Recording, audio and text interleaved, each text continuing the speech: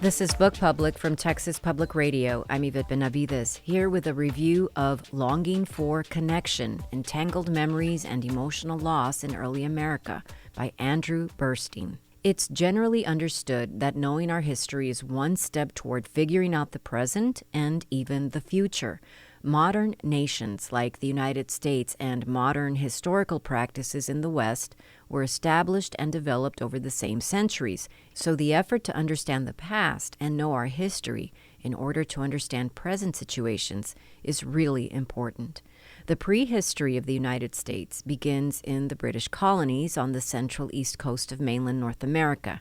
The origin story we tend to promote sometimes favors generalizations rather than distinctive details. It puts forth national ambitions as though they were collective and uniform, but really they present perhaps a more skewed version of the lives of those who lived through such dramatic times that surely were much more involved and distinctive and that provoked a range of emotions. What is an emotional history? What of the emotional history of the United States?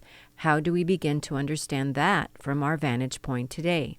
This is what historian Andrew Burstein investigates in his latest book, Longing for Connection, Entangled Memories and Emotional Loss in Early America. He focuses on the period from America's founding through the Civil War. That doesn't mean we focus only on particular parts of histories or ideologies or people. When considering the study of history, we need an incisive and honest look at a nation's past.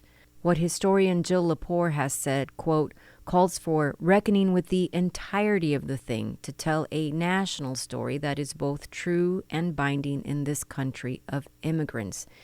Nations, Lepore wrote, to make sense of themselves, need a kind of agreed-upon past.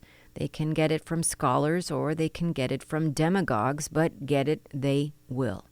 Well, let's stop on scholars. Historians like Andrew Burstein, who have a knack for really bringing us into the past as wholly relevant in any examination of our present situations and future existence.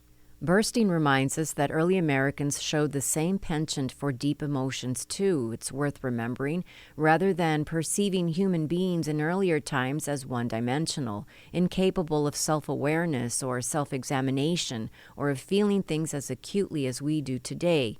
In this same look at emotions, the fears of the time emerge as being resonant, human, universal, and timeless. They include fear of ocean travel, fear of change, fear of any kind of loss. Sounds familiar.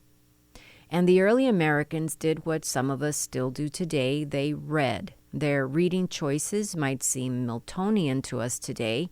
It was what was available, particularly for the educated. They read Don Quixote, the poetry of Alexander Pope, the plays of William Shakespeare.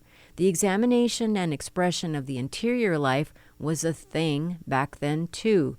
Burstein illustrates this through a series of chapters with a panoply of more figures of the past, including Nathan Hale, George Washington, and Abraham Lincoln. Burstein examines letters, diaries, and other ephemera, including the poetry and novels of the time, to come to a clearer understanding of the emotional history of these Americans. Verse and figurative language, like metaphor, were omnipresent in the literature of the time for those Americans seeking to express their deep emotions. Fans of Andrew Burstein's Lincoln Dreamt He Died will find similar lines to trace about the ways that interrogating the emotions of these early generations of Americans can help us see how their lives were shaped by these emotions and feelings. He shows again in his latest book how when we gain a fuller understanding of our own past, we find the same ideas and values that shape our lives today. Burstein's deep research and examination of the early writings of figures we have some familiarity with is made accessible as he does the navigating for us and untangles the knots of emotion and experience of the earliest Americans.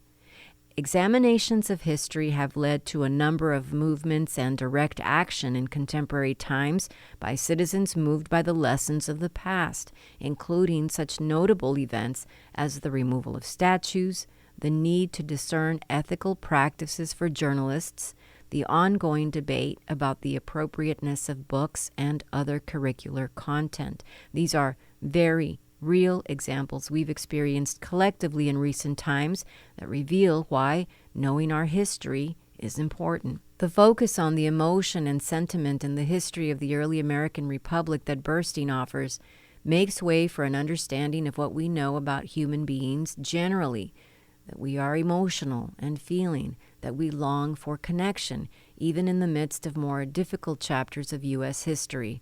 Understanding what went on then helps us follow the trajectory of our country even through today, accounting for the emotional life of those who lived during this wide swath of history gives us even more to connect to.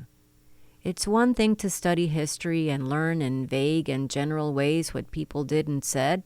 It's quite another thing, as we see in Andrew Burstein's Longing for Connection, to be privy to specific details about what people read and felt, the things they longed for the most. The book is such an impressive look into literature and history and ways that Americans have always been interested in considering their inner lives and connecting to each other. Andrew Burstein is the author of Longing for Connection, Entangled Memories and Emotional Loss in Early America. It's published by Johns Hopkins University Press.